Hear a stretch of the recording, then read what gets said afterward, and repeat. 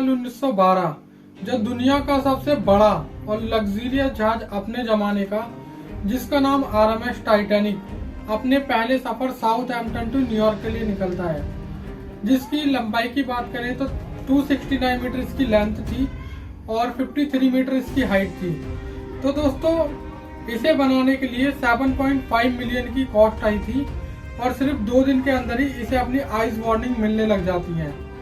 तो ऐसा नहीं है कि ये जो आइस वार्निंग थी कुछ नई चीज थी, बल्कि जो समुद्र में अक्सर जहाज जो गुजरते हैं उन्हें इस आइस वार्निंग का सामना करना पड़ता है इस तरीके की।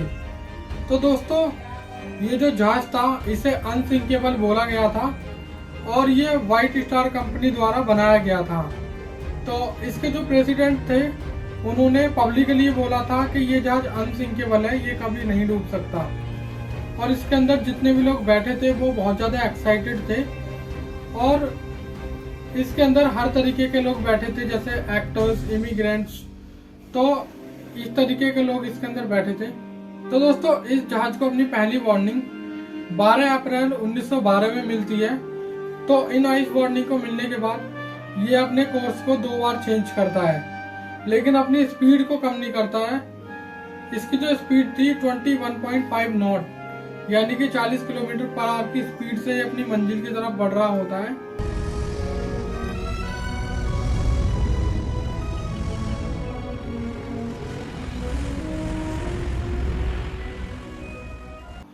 और सिर्फ 2 दिन बाद ही 14 अप्रैल 1912 में इसे 7 और आइस वार्निंग मिलती है, लेकिन ये उन आइस वार्निंग को इग्नोर कर देता है।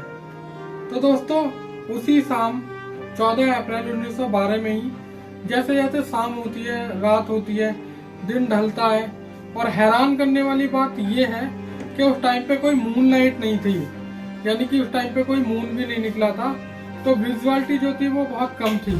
तो दोस्तों, रात के 11:39 पर क्रू नेस्ट पर बैठे 2 लोग। तो पहले हम बात कर लेते हैं ये क्रू नेस्ट क्या होता है।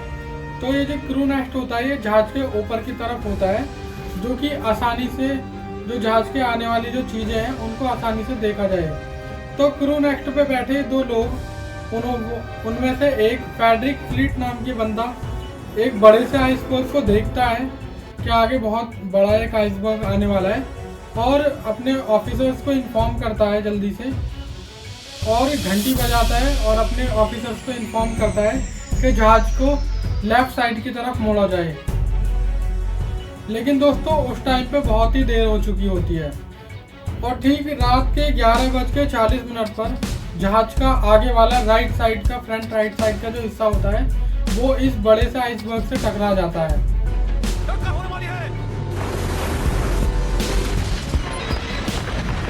और इस आइसबर्ग से टकराने के बाद जहाज में जो छोटे छोटे जो है हॉल हो जाते हैं और उसके अंदर पानी भरने लग जाता है। तो ये जो आइसबर्ग था ये कोई छोटा आइसबर्ग नहीं था, बल्कि इसका जो एस्टिमेटेड वेट बताया जाता है वो 1.5 मिलियन इसका वेट बताया जाता है।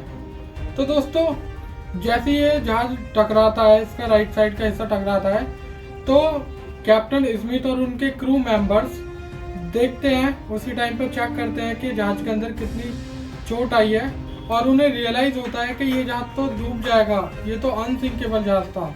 क्योंकि दोस्तों, जैसे कि हमने स्टार्टिंग में बात की थी कि इस जहाज को अनसिंकेबल बोला गया था, यानी कि ये कभी ना डूबने वाला जहाज, इसे अनसिंकेबल बोला गया था उस टाइम पे, क्योंकि इसमें सेफ्टी फीचर्स जो थे वो बहुत ही कमाल के थे। जैसे कि इसके अंदर डबल बॉटम हल लगाया गया था। तो दोस्तों, ये जो हल जो होता है, हल जहाज की जो मेन बॉडी होती है, नीचे वाली मेन बॉडी, उसे हल कहा जाता है। तो इसमें डबल बॉटम हल था और कहा गया था कि अगर एक लेयर भी जहाज के नीचे वाली एक लेयर भी अगर टूटती है तो दूसरी लेयर से जहाज जो है वो सेफ रहेगा। और इस जहाज को 16 कंपार्टमेंट में डिवाइड किया गया था और कहा था कि अगर इस जहाज के 16 में से 4 कंपार्टमेंट में भी पानी भर जाएगा तो भी ये जहाज डूबेगा नहीं, ये बरकरार चलता रहेगा। लेकिन इसमें जो चोट आती है इस एक्सीडेंट के बाद, वो जहाज का आगे वाला, जिसे हम बो साइड भी कहते हैं, बो, तो आगे वाला फ्रंट राइट साइड का हिस्सा ही इसका डैमेज होता है और 16 में से 6 कंपार्टमेंट डैमेज हो जाते हैं। तो दोस्तों 16 में से 6 कंपार्टमेंट डैमेज हो गए थे, जो कि लिमिट जो थी वो ओनली 4 की थी, लेकिन 6 कंपार्टमेंट डैमेज हो जाते हैं। तो ठीक 12 बजे कैप्टन स्मिथ ऑर्डर करते हैं अपने क्रू मेंबर्स को कि एक डिस्ट्रेस कॉल भेजी जाए।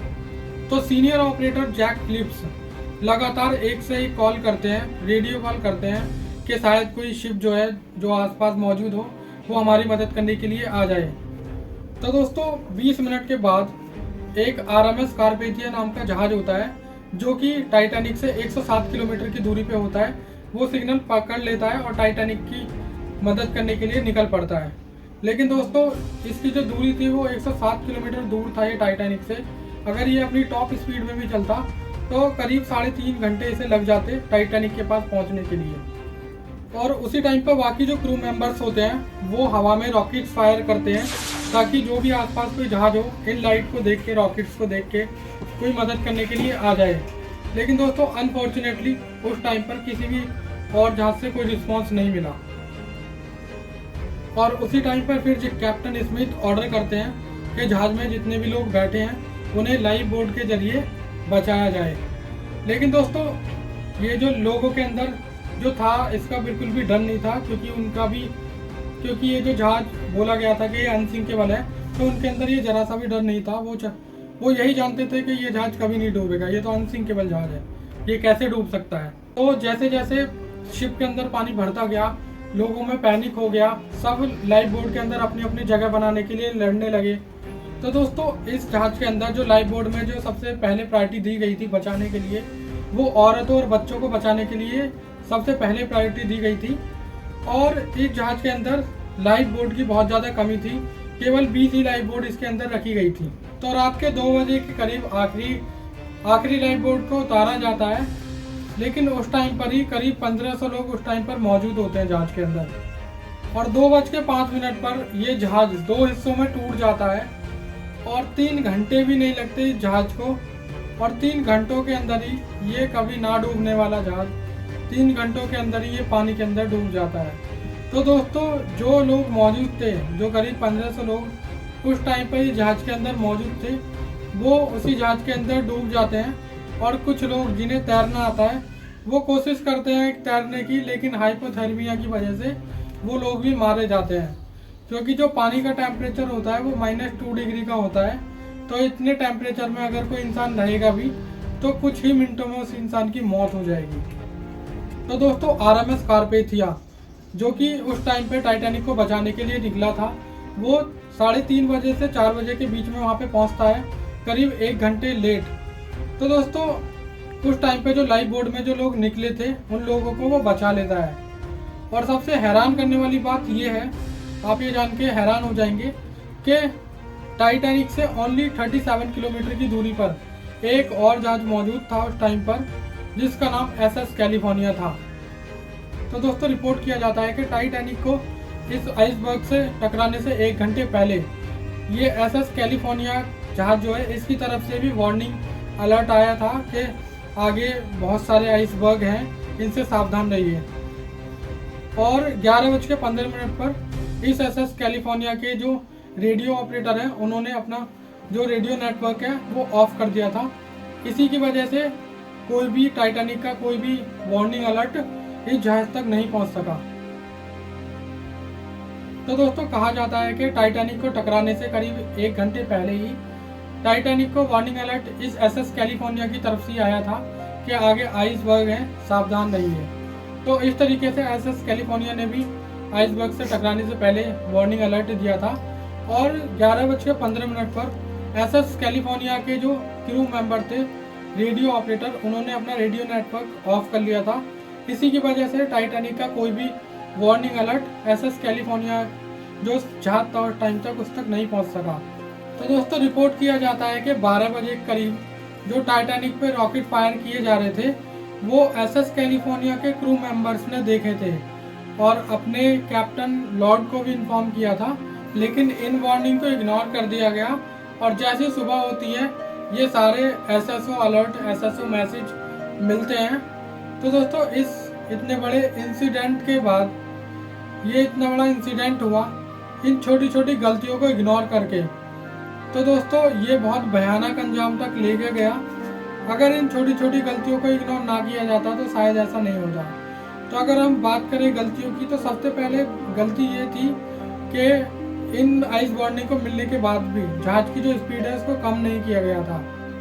और दूसरी गलती ये थी कि आइसबर्ग को जब वो टकराने वाला था तो बोला गया था कि लेफ्ट साइड में जहाज को मोड़ा जाए, लेकिन लेफ्ट की जगह राइट साइड में जहाज को मोड़ा गया। तो तीसरी गलती ये थी, जो कैप्टन लॉर्ड थे, इन वार्निंग को बताया गया तो इन वार्निंग को इग्नोर कर दिया गया। तो दोस्तों आपकी क्या राय है, आप प्लीज़ कमेंट बॉक्स में बताइएगा।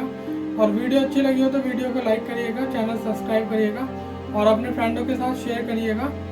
वीडियो देखने के लिए बहुत बहुत धन्यवाद।